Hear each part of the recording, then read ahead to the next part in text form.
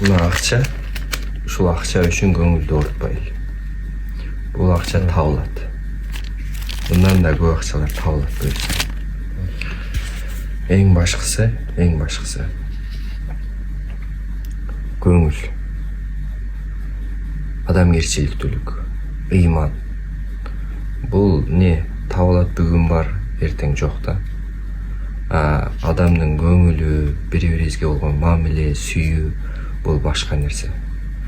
Мусулмандын эң жакшы сыпатынын бири бул бири-бирине жакшы мамиле кылуусу да. Ушул үчүн туугандар, ушул үчүн биз бири-бирибизди жаман көрүп калбайлы, душман болуп калбайлы, бири-бирибизге алдамчы болуп калбайлы, акыретибизди бузуп албайлы. Жанды кыйып, бирөөнү жанын кыйып койбойлу. Ушул үчүн душман болуп, бир туугандар бири-бирине жаман көрмөйлү. Табылат.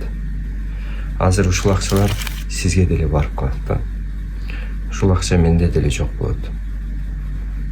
Көчөдө калган учурда болушу мүмкүн. Бирок бул эмнени айтсам, бул табылат, жок болот. Ошон үчүн буну биринчи орунга койбойлу.